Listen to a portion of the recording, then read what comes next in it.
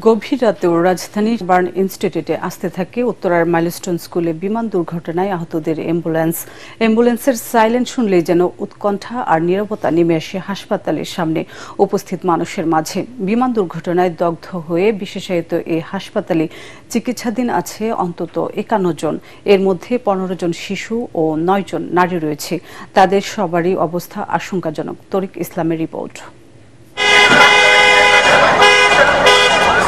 উত্তরার মাইলস্টোন স্কুলে বিমান বাহিনীর প্রশিক্ষণ বিমান বিধ্বস্তের ঘটনায় অগ্নিদগ্ধে থেমে গেছে ষষ্ঠ শ্রেণীর ছাত্র আব্দুল্লাহ শামীমের জীবন। স্কুল থেকে ফিরে পড়ালেখা শেষে যেখানে রাতে পরিবারের সাথে ঘুমানোর কথা, সেখানে সবাইকে কাঁদিয়ে অ্যাম্বুলেন্সে করে ১৪ বছরের শামীমের অনন্তকালের যাত্রা গ্রামের বাড়ি শরীয়তপুরে।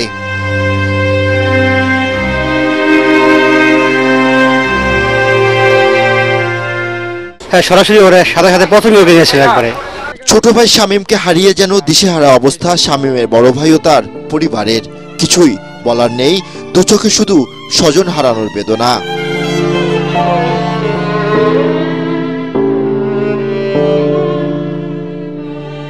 এদিকে হাসপাতালে ভর্তি আহতদের সেবা নিশ্চিত করতে গভীর রাতেও বার্ন ইনস্টিটিউট হাসপাতাল এলাকায় কঠোর অবস্থানে আইন শৃঙ্খলা বাহিনী ও বিভিন্ন স্বেচ্ছাসেবী সংগঠন।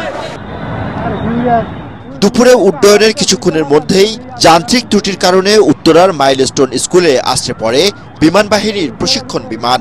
মুহূর্তেই আগুন ধরে বাড়তে থাকে হতাহতের সংখ্যা।